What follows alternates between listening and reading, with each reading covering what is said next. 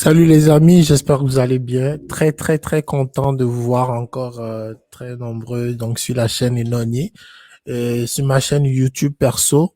Donc pour ceux qui ne savent pas, j'ai aussi ma chaîne YouTube perso Ekoyafanu en plus de Enoni School. Donc n'hésitez pas à aller vous abonner, à aller vous cliquer sur la petite cloche pour vous abonner et il me fera vraiment le plaisir donc de vous voir très très très nombreux pendant mes présentations ou bien sûr mes vidéos ou nos cours en ligne qu'on fait avec Elnonier. Donc n'hésitez pas à vraiment aller vous abonner très très très nombreux à Elnonier School. Donc un grand merci à vous encore une fois.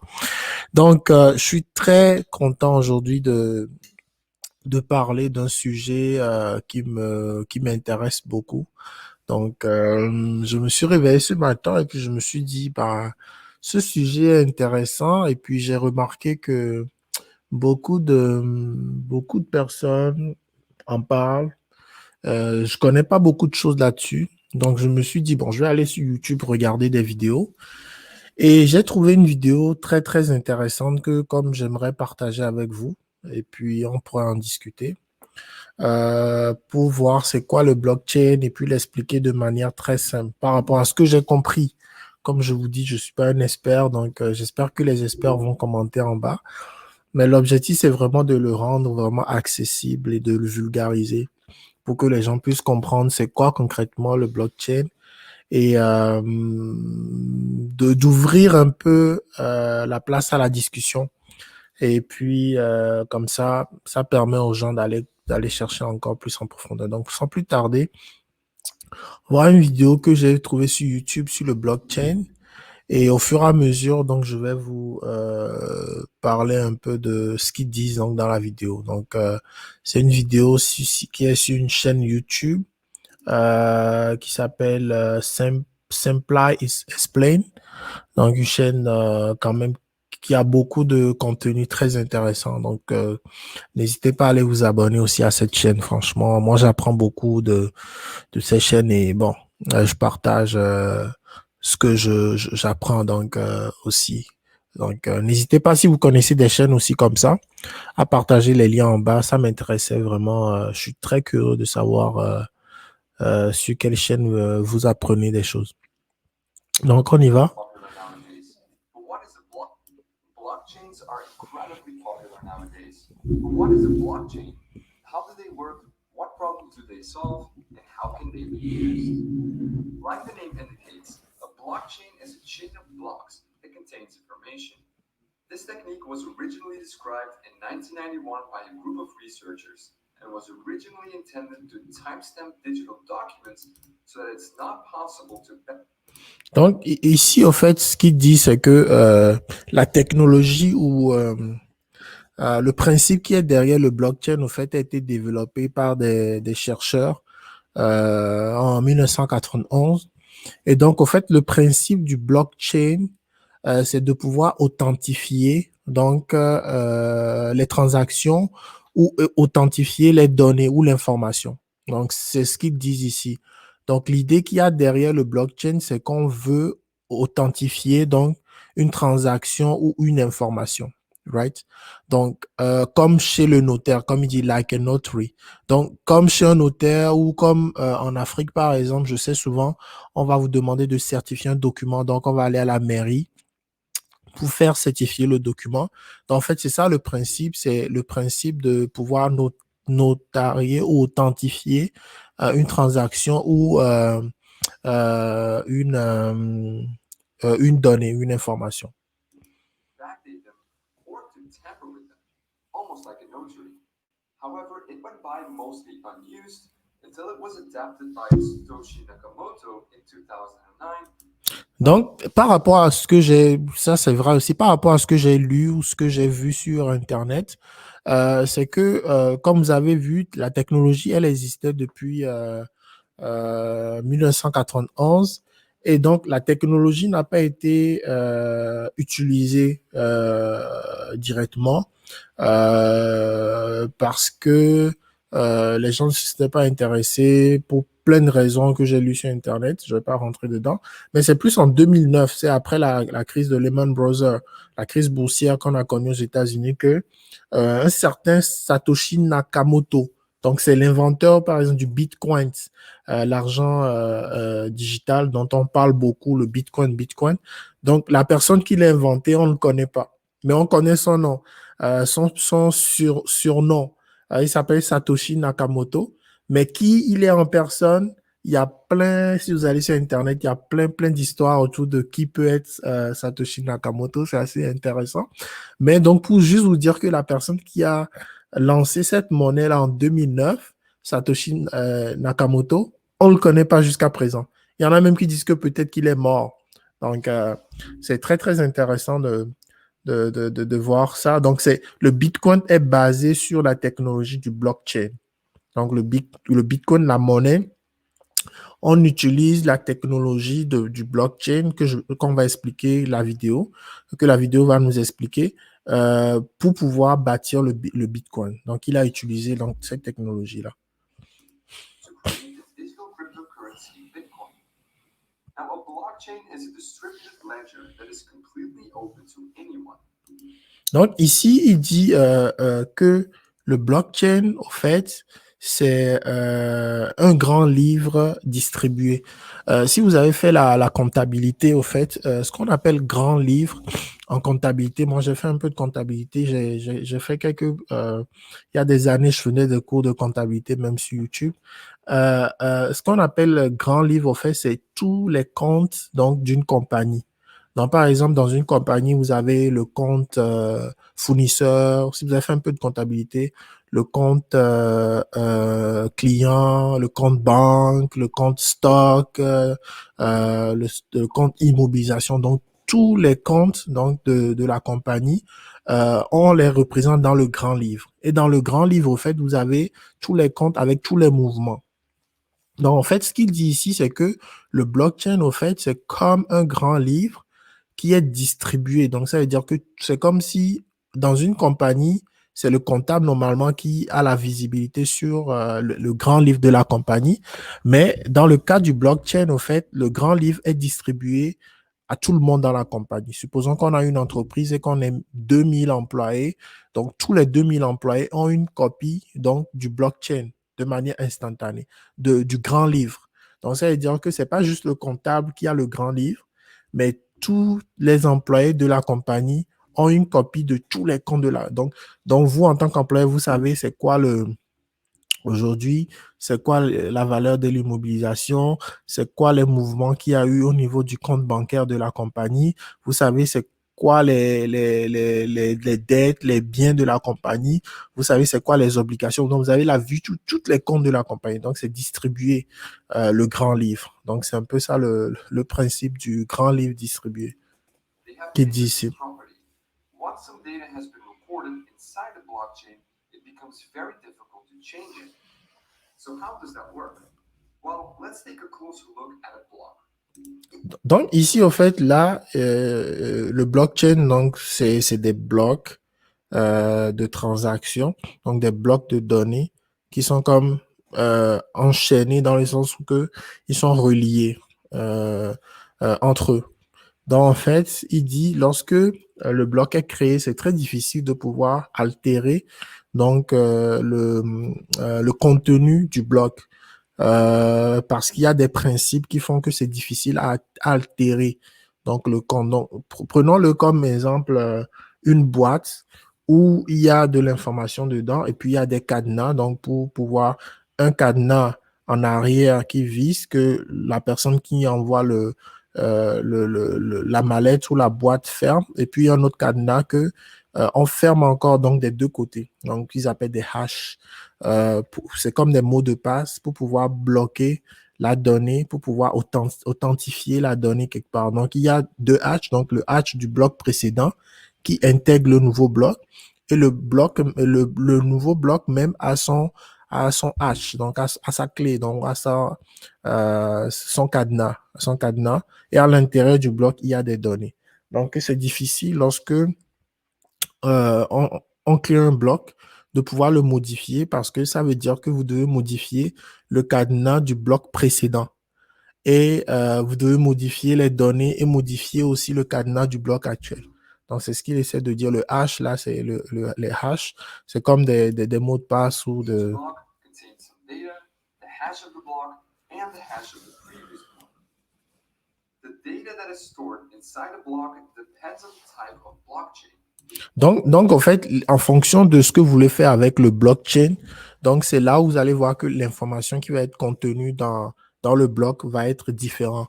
Comme par exemple le Bitcoin va avoir les informations sur les transactions, qui a envoyé l'argent à qui, quel montant, quelle quantité, etc. Les informations de chaque personne qui a envoyé, donc qui ont fait les transactions dans ce bloc-là. Donc, si par exemple c'est pour envoyer donc des documents légaux, donc vous allez avoir l'information donc de la personne qui envoie les documents légaux, le document légal, c'est quoi le document légal, etc. Donc à l'intérieur, donc c'est l'information donc qui va permettre comment je peux dire ça? C'est la donnée qui sera à l'intérieur, c'est ça qui va vous dire c'est quoi l'utilisation qu'on fait du blockchain. La technologie, elle est là. Maintenant, ça dépend de quelle information vous voulez transférer. Est-ce que c'est de la valeur? Est-ce que c'est de l'information confidentielle? Est-ce que des informations liées au transport? Donc, il y a pas mal de cas d'utilisation. The Bitcoin blockchain, for example, stores the details about a transaction in here, such as the sender, receiver, and the amount of coins. Donc là, il donne l'exemple de Bitcoin. Le Bitcoin est basé donc sur le blockchain. Donc le blockchain, c'est la technologie. Donc le Bitcoin est une utilisation donc du blockchain. Donc ça veut dire que dans le blockchain du Bitcoin, les informations, les données, donc qu'on a à l'intérieur de chaque bloc, c'est les informations de qui a envoyé l'argent, c'est quoi la transaction, c'est quoi le montant de Bitcoin qui est envoyé. Voilà. A block also has a hash. You can compare a hash to a fingerprint. Donc là, il You parle du identify hash. the block and all of its contents, and it's always unique, just as a fingerprint. Wow, c'est intéressant parce que là, en fait, ce qu'il dit, c'est que vous pouvez considérer un peu comme le hash comme étant l'empreinte digitale. Donc, je sais que pas mal de personnes maintenant, avec leur téléphone, ils ouvrent leur téléphone avec l'empreinte digitale ou même votre empreinte digitale est assez unique, hein. Donc, votre empreinte digitale vous permet d'aller voter, de faire par exemple vos pièces d'identité, le passeport par exemple, on prend vos empreintes digitales. Donc c'est vraiment comme l'ADN donc du bloc. Donc comme je disais, le mot de passe ou la clé ou le cadenas donc qui permet d'authentifier donc le bloc. Once a block is created, its hash is being calculated. Changing something inside the block will cause the hash to change. So, in other words, hashes are very useful when you want to detect changes to blocks. Donc, au fait, à chaque fois que le bloc est créé, donc, ce qu'il dit, c'est qu'il y a un hash, donc un empreinte digitale qui est créé. Donc, dès que vous modifiez quelque chose, c'est comme si lorsque vous brûlez la mer ou lorsque votre empreinte digitale va être changée, right? Donc, ça veut dire que lorsque vous modifiez quelque chose dans le bloc, automatiquement, donc, le hash donc, du bloc, il change. Voilà. If the fingerprint of a block changes, it no longer is the same block. The third element inside each block is the hash of the previous block. And this effectively creates a chain of blocks, and it's this technique that makes a blockchain so secure. Donc, en fait, c'est le bloc aussi actuel. Le bloc dont on parle, au fait, a l'information, donc à l'empreinte digitale du bloc précédent. C'est ça qui crée le lien, en fait. C'est pourquoi on parle de chaîne de blocs, parce qu'ils sont liés par l'empreinte digitale du bloc précédent. Donc, le bloc précédent donne son empreinte au nouveau bloc et le second bloc donne son empreinte à l'autre bloc. Pourquoi on parle de chaîne de blocs ou blockchain? Let's take an example. Here we have a chain of 3 blocks. As you can see, each block has a hash and the hash of the previous block. So block number 3 Donc ici, il donne un exemple, par exemple, de 3 blocs, OK? Donc des blocs qui sont liés et vous allez voir en fait que le hash du premier bloc est rattaché au deuxième bloc par ce hash-là et le deuxième aussi avec son hash, il va encore relier le troisième bloc avec le hash parce que le troisième bloc va avoir l'information donc du bloc précédent. points to block number 2, and number 2 points to number 1. Exactly. Now, the first block is a bit special. It cannot point to previous blocks because, well, it's the first one. We call this block the Genesis block. Now, let's say that Donc là, le premier bloc, comme vous voyez, n'a pas de bloc antécédent, OK? Donc c'est pour ça, vous voyez ici, il n'y a pas de hash qui soit lié. Donc c'est ça qui s'appelle Genesis block, le premier bloc qui est créé. On va voir. tamper with the second block. This causes the hash of the block to change as well. In turn, that will make block 3 and all following blocks invalid because they no longer store a valid hash of the previous block. Donc là, il donne un exemple de si par exemple un pirate essaie par exemple de changer un bloc dans la chaîne, donc ça lui demande donc de modifier la clé donc de la chaîne précédente. Donc au fait, étant donné que les blocs sont liés, donc ça veut dire que tu dois pouvoir modifier aussi le hash dans le bloc qui suit. Donc, tu ne peux pas attaquer ce bloc-là sans attaquer celui-là. Si tu fais une modification ici, il faudrait que tu attaques aussi ce bloc-là en même temps. Donc, tu dois attaquer tous les blocs. Finalement, s'il y a plusieurs blocs, si tu veux attaquer un bloc, tu dois attaquer tous les blocs donc, de la chaîne, en fait, puisqu'ils sont Changing a single block liés. all following blocks invalid. But using hashes is not enough to prevent tampering.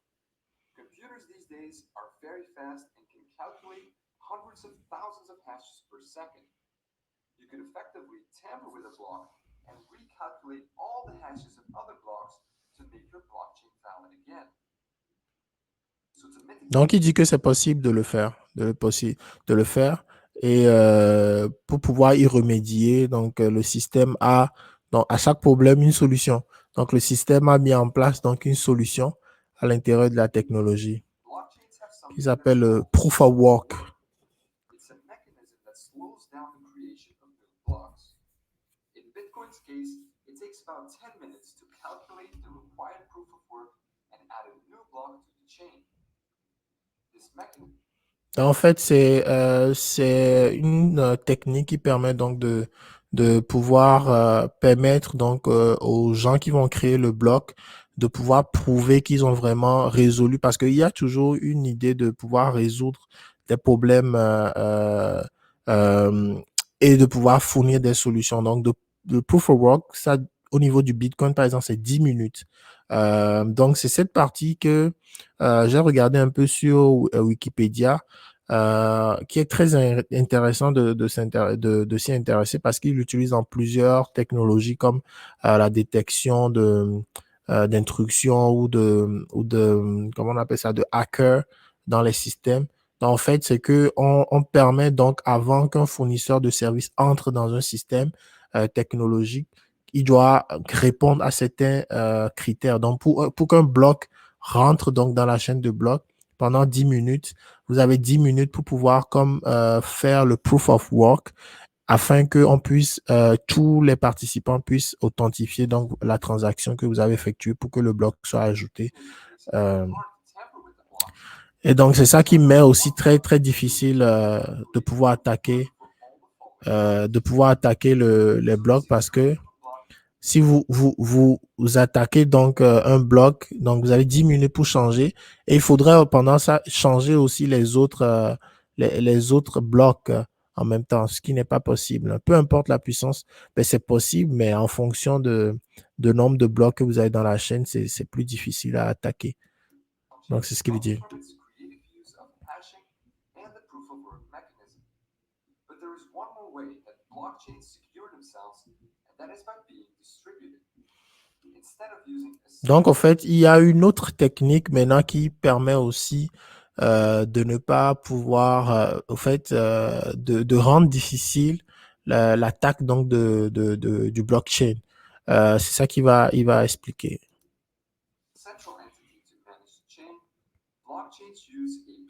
network and everyone is allowed to join. If Exactly. someone joins this network, he gets a full copy of the blockchain. The node can use this to verify that everything is still in order.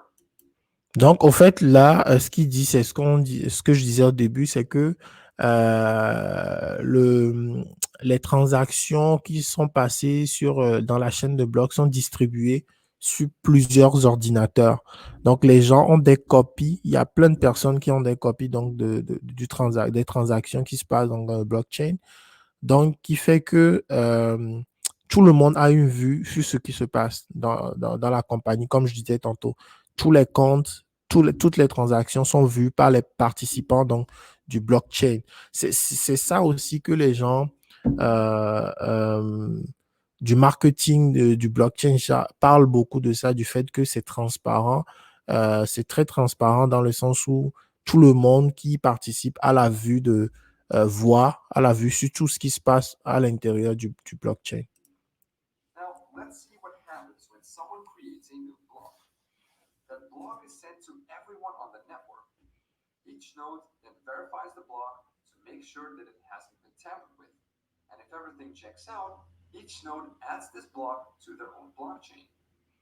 All the nodes in this network create consensus. They agree about what blocks are valid and which aren't. Donc, étant donné que, par exemple, tout le monde a une copie du grand livre, donc tout le monde, supposons qu'on a une entreprise et que nous tous, on a une copie sur notre ordinateur du grand livre. Donc, avant qu'une transaction soit ajoutée dans le grand livre, ben, en fait, la transaction est envoyée à nous tous.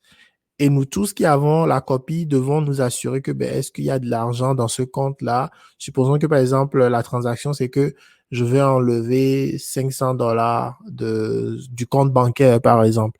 Je donne un exemple comme ça. Donc, la transaction est poussée à nous tous et nous tous, nous devons valider. Est-ce que oui, il y a assez d'argent dans le compte bancaire? Est-ce que la personne qui veut faire la transaction fait partie donc de notre organisation, fait partie de nos fournisseurs ou de nos clients, etc., de nos partenaires pour pouvoir faire la transaction. Donc, il y a comme un consensus, c'est-à-dire que tout le monde doit valider. Et une fois que c'est validé, là, la transaction est enregistrée dans tous les copies des grands livres. Donc, tout le monde met à jour son grand livre pour avoir la dernière transaction que tout le monde a validée. Donc, ça aussi, c'est très, très intéressant parce que euh, on voit tout et puis on est tous comme en majorité responsables de ce qui se passe sur le blockchain. Blocks that are tampered with will be rejected by other nodes in the network. So, to successfully tamper with a blockchain, you'll need to tamper with all the blocks on the chain, redo the proof of work for each block, and take control of more than 50% of the peer-to-peer network. Donc, en fait, c'est ça. Donc, ce qu'il dit, c'est que voilà, pour pouvoir comme attaquer euh, un, un blockchain, au fait, ce que le pirate doit faire, c'est qu'il doit à la fois modifier donc le hash là de chaque bloc dans la chaîne, mais pas seulement ça, il doit pouvoir recalculer donc le proof of work pour chaque bloc. Et en plus de cela, il faudrait qu'il aille dans toutes les copies. Donc, supposons qu'on ait 50 employés dans la compagnie. Il faut qu'il aille modifier cette information dans tous nos copies sur nos ordinateurs. Parce que nous tous, on a des copies sur nos ordinateurs. Donc, au moins sur 50% donc, des participants, il faut qu'il aille modifier l'information dans le grand livre pour que ça soit comme piratable, pour qu'il puisse pirater donc, la chaîne de blocs, ce qui rend ça très, très difficile. Only then will your tampered block become accepted by everyone else. So this is almost impossible to do. Il dit que c'est presque Blockchains impossible. are also constantly evolving. One of the most recent developments is the creation of smart contracts. These contracts are Il donne des exemples maintenant d'utilisation de blockchain, comme on l'utilise maintenant dans ce qu'ils appellent le smart contract, donc des contrats intelligents, où ils utilisent donc le blockchain pour pouvoir faire des contrats entre participants. simple programs that are stored on the blockchain can be used to automatically exchange coins based on certain conditions. about smart contracts in a later video. The creation of blockchain technology piqued a lot of people's interest. Soon others realized that this technology could be used for other things, like storing medical records, creating a digital notary, or even collecting tax. Donc là, il donne quelques exemples comme au niveau du domaine médical, de pouvoir récupérer les informations qui sont sensibles, donc partager les informations médicales donc des patients. Au niveau notarié, donc comme vous avez vu, le principe de base, c'est vraiment d'authentifier donc les documents authentifiés, les contrats, etc. Et sur la collecte de taxes. Je sais que beaucoup de personnes, par exemple, au niveau du Bitcoin, font beaucoup de transferts d'argent aussi. Donc, il y a vraiment beaucoup d'applications que moi j'ai vues sur Internet. Je trouve ça vraiment très intéressant. Et je pense que ça vous donne aussi une bonne idée de ce qu'on peut faire avec ça. So now you know what a blockchain is, how it works on a basic level, and what problems it solves. Want to learn how you can implement a simple blockchain in JavaScript? Then check out this video here. And as always, thank you very much for watching. Wow. Donc, c'est ça, ma vidéo aujourd'hui, c'était vraiment pour voir c'était quoi le blockchain. Donc, pour résumer, en fait, ce que moi j'ai compris, hein, et puis vous pouvez mettre votre commentaire tout en bas de la vidéo. Ce que moi j'ai compris, c'est que le blockchain, en fait, le principe, c'est que on l'utilise vraiment pour échanger donc de l'information, de la valeur. Donc, ça permet d'échanger de l'information de manière sécurisée. Et donc, les principes du blockchain qui sont intéressants, c'est le fait que ça se passe sécurisé, donc par le fameux hash, donc qui parle, donc qui est comme l'empreinte digitale de chaque bloc, et aussi le fait qu'il soit dans le cadre, par exemple, du Bitcoin, que ça soit comme distribué sur plusieurs ordinateurs. Et aussi le principe du proof of work, donc qui est très intéressant en fait, que dans l'exemple du Bitcoin qui est de 10 minutes, par exemple, c'est très intéressant. Il y a quelque chose que moi j'ai lu beaucoup sur Internet, mais qui n'est pas dans la vidéo, c'est la création donc du Bitcoin, par exemple, que j'aurais peut-être à montrer dans une autre vidéo plus tard. C'est que c'est vraiment, ça demande beaucoup de CPU, donc pour pouvoir résoudre les problèmes du Bitcoin, pour pouvoir créer des blocs. Au fait, les gens utilisent vraiment des ordinateurs vraiment incroyables, des serveurs pour pouvoir résoudre ces problèmes-là. C'est des calculs qui prend beaucoup de mémoire ordinateur. Donc, c'est pour ça, en fait, que cette technologie-là, elle est sécure, selon ce que moi j'ai lu. Euh, je n'ai jamais eu l'occasion donc d'acheter ou d'investir dans le Bitcoin parce que même en comprenant le principe, je comprends pas vraiment la valeur qui est derrière le Bitcoin. Je pense que c'est lié à l'offre et la demande, comme on le dit, parce qu'il y a une quantité limitée donc de Bitcoin. Mais je me pose beaucoup de questions. Je me dis, oui, est-ce qu'il faudrait que j'investisse?